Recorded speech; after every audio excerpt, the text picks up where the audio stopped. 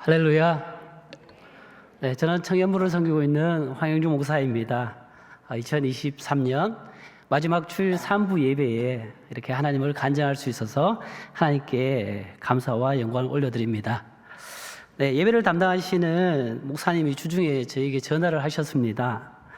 주일 3부 예배 때 간증을 좀 해주셨으면 좋겠습니다 라고 말이죠. 저는 이렇게 말씀드렸습니다. 제가요? 왜요? 이제 땡스마켓 끝났는데 쉬는 시간도 좀 주시지, 이런 인간적인 마음으로 그렇게 대답을 했던 것 같아요. 복귀해 보니까요.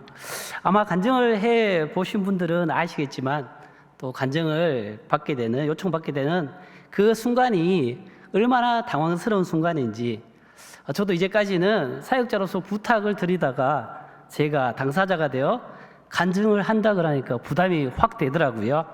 그래서 제가 왜요? 라고 이렇게 했던 것 같습니다. 그리고 이제 제가 마음을 가다듬고 무슨 은혜를 나누지?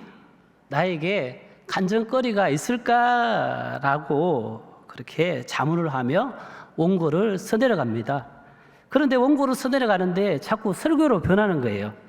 큰일 났다. 설교는 담임 목사님이 해야 되는데 왜 내가 자꾸 설교를 하고 있지? 그래서 저는 다짐했습니다. 오로지 저의 신앙 생활만을 나누리라라고 그렇게 결단하였습니다. 저는 2015년 영화부 전도사로 기쁨의 교회에서 처음으로 사역을 시작하였습니다. 2015년부터 2022년까지 약 7년 이상의 시간을 너무나 이쁜 우리 영화부 아이들과 그리고 귀한 선생님들과 기쁘고 행복하게 사역을 하였습니다. 그런 기쁨이 쭉 이어졌으면 너무나 좋았을 건데요. 저에게도 아픔과 시련이 이렇게 찾아왔습니다. 그 아픔과 시련은 바로 건강의 이상이었습니다. 언제인지부터 모르지만 얼굴에 황달도 많이 이렇게 생기게 되었고요. 보는 사람마다 저보고 하는 말씀이 어디 아프냐? 얼굴빛이 너무 안 좋다는 그런 말들을 많이 해 주셨어요. 그리고 결론적으로는 담임 목사님의 권면에 따라 저는 6개월 동안 영화부를 휴직하게 되었습니다. 휴직하기 전 옆구리의 통증과 가끔씩 찾아오는 이상 호흡 증상으로 하여 저는 마른 기침도 많이 했었고 또 심장도 벌렁벌렁거리고, 그것이 얼마나 심하든지 예배 때 들리는 그 드럼 소리에 심장이 터질 것 같은 아픔도 많이 경험하게 됐습니다.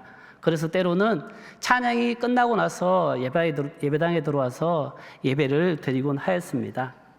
이런 아픈 증상을 해결해 달라고 하나님께 많이 기도를 하였습니다. 그렇지만 증상은 호전되지 않았습니다.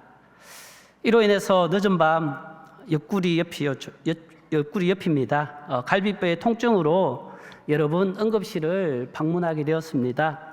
병원에 방문해서 피검사, 엑스레이, MRI 등 여러 검사를 했지만 원인을 찾을 수 없었고요. 저는 주기적으로 찾아오는 그 고통으로 인하여 이렇게 하다가 죽을 수도 있겠구나라는 생각까지 하게 되었습니다. 근데 누군가가 옆에서 지인이 저보고 서울 가서 진료를 한번 받아봐라는 그런 권면의 말을 해 주었고요. 저는 그 말을 듣고 진료를 예약하고 의사 선생님을 만나 상담을 하게 되었습니다. 진료 받는 도중 저는 결과를 보고 너무 허탈했습니다. 담임 목사님께서 말씀하시는 어이가 없네, 그 경험을 제가 그 자리에서 했던 것이죠. 의사 선생님은 저에게 물어보셨습니다. 어디가 아프세요? 라고 이렇게 말씀하셨고, 저는 몸짓으로 여기가 아픈데요 라고, 제 말도 끝나기 전에 의사 선생님은 저에게 이렇게 말씀해 주셨습니다. 담석 같은데? 담낭염 같으니까 한번 보십시다 라고 이렇게 말씀해 주셨고요. 그리고 그 자리에서 바로 제 아픈 그 원인이 무엇인지 저에게 보여주셨습니다. 저는 이것도 모르고 1년 동안 육적으로 지쳐 있었고요. 힘들어 하였습니다. 그리고 그 시간이 원망의 시간으로도 저에게 다가왔습니다. 이런 여러 가지 감정이라 해서 저는 허탈해질 수밖에 없었습니다. 그렇게 수술이 끝나고 제가 바로 복직할 수 있었으면 참 좋았을 텐데요. 저는 병의 후유증으로 인하여 복직을 꺼려했습니다. 왜냐하면 그 당시 담임 목사님의 메시지는 반복적으로 우리의 자아를 십자가에 못 박아 죽입시다라는 그 메시지였습니다. 쉽게 말씀드리면 맨날 죽자라고 이렇게 말씀하셨던 것입니다. 한번 생각해 보십시오. 저는 그 당시 죽을 것 같아서 살라고 휴직했는데 이제 수술 회복되고 있는데 담임 목사님은 다시 죽자라고 하시니 복직하고 싶은 생각이 들겠습니까? 여러분들이랑 복직하시겠습니까? 네, 교육부 사역자들과 중간에 가끔씩 만났습니다. 그리고 저에게 물어보셨지요. 전도사님 언제쯤 돌아오실 거냐고. 그리고 영화부 선생님들도 저를 보며 말씀해 주셨습니다. 전도사님 언제 다시 올 거냐고. 그렇지만 저는 그 물음에 아무런 대답을 하지 못했습니다. 왜냐하면 저는 그때까지도 그 병의 후유증으로 많이 힘들어 했기 때문입니다. 하지만 반복적으로 선포되는 하나님의 말씀, 그 말씀으로 인하여 저는 결국 순종할 수밖에 없었습니다. 건강해지면 복귀해야지 하는 그 생각, 그 자아를 죽이고 저는 하나님의 부르심에 순종하여 영업으로 다시 복귀하게 되었습니다. 그리고 복귀 이후에 하나님께서 얼마나 많은 은혜를 부어주시든지요.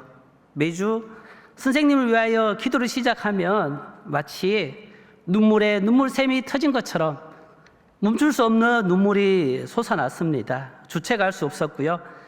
그 당시 아마 우리 담임 목사를 위해서도 제일 많이 울면서 기도했던 것 같습니다. 얼마나 울었으면 우리 영화부 선생님들께서 저보고 이렇게 말씀하셨습니다. 우리 전도사님 또 운다. 어쩌노? 그 말을 매주 들었던 것 같습니다. 저는 그 당시 왜 눈물이 나는지 그 이유조차도 몰랐습니다. 그러나 그 당시의 눈물은 너무나 좋았습니다.